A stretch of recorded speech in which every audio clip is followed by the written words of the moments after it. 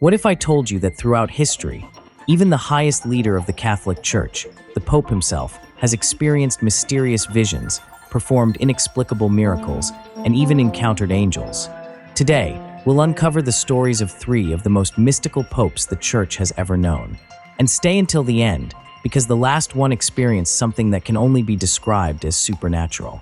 From ancient chants whispered by angels to visions of the future and celestial phenomena, several popes have reportedly been touched directly by the divine. These spiritual experiences shaped their actions, teachings, and even transformed the course of history.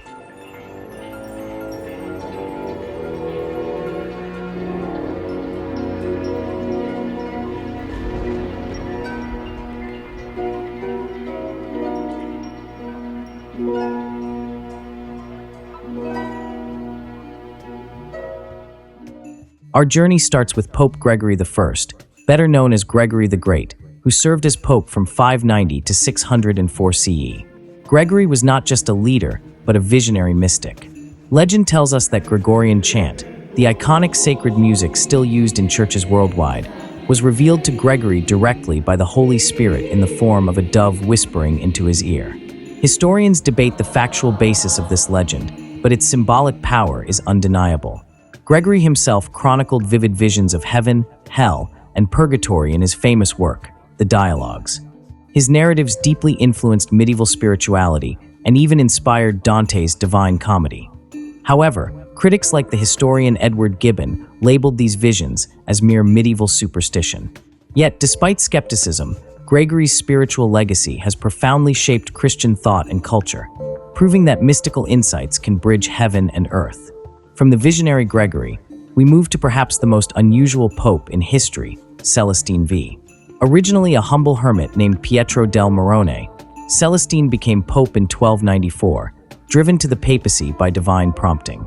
His holiness and miracles as a hermit were legendary, attracting thousands of followers. Yet his papacy lasted only 5 months. In an unprecedented and controversial move, Celestine resigned voluntarily, driven by a mystical conviction of divine guidance to return to his contemplative life. This shocking great refusal polarized opinions. The Church canonized him as a saint of profound humility, while Dante, the famous poet, placed him in hell for cowardice. Modern historians debate Celestine's legacy, but one fact remains. His mystical resignation reshaped the papacy, proving spiritual insight sometimes defies conventional expectations. Finally, we arrive at Pope Pius XII, whose papacy, 1939 to 1958, intersected dramatically with modern history. Amid global turmoil, Pius XII privately documented visions of the dance of the sun, an extraordinary celestial phenomenon he witnessed repeatedly in October 1950, coinciding precisely with his proclamation of the Assumption of Mary as a church dogma. These visions parallel the famous Miracle of the Sun at Fatima in 1917, reinforcing the spiritual weight of his declaration. Skeptics dismiss these visions as optical illusions, but many believers view them as divine validation. His papacy's mystical dimension continues to captivate and mystify believers and historians alike.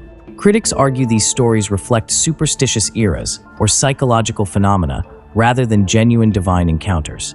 They point to rational explanations: political pressures behind Celestine's resignation, psychological factors influencing Gregory's visions, or natural explanations for Pius XI's celestial phenomena. So were these popes truly mystics touched by God, or simply products of their time? Perhaps the truth lies somewhere beyond mere skepticism or unquestioning belief. These popes' mystical experiences reveal a profound truth about human spirituality. The longing for direct connection with the divine transcends rationality and historical eras. Gregory, Celestine, and Pius XII remind us that spirituality involves mystery, uncertainty, and personal transformation. Their mystical lives, whether interpreted literally or symbolically, inspire millions to seek deeper spiritual truths. We started by questioning whether mystical experiences could shape even the highest spiritual leaders. Clearly, history's answer is yes. These mystical popes teach us that true faith and spirituality are mysteries not fully grasped by reason alone. And as we recently bid farewell to Pope Francis, a pontiff profoundly committed to spirituality, compassion, and the dignity of every soul, we're reminded that the mystical and the human are never far apart. At the same time, we offer a warm and hopeful welcome to Pope Leo XIV. May his path be guided by wisdom, and may the light of divine inspiration continue to shine through his words and actions, as it has through the most visionary shepherds of the past. So, what do you think? Were these popes genuinely mystics guided by heaven, or simply extraordinary men whose spirituality spoke louder than facts? Leave your thoughts in the comments. We'd love to hear your reflection. If you found this journey fascinating, don't forget to like, share, and subscribe to our channel. Together, let's keep uncovering the hidden mysteries and spiritual truths that shape our world. Watch out and take care.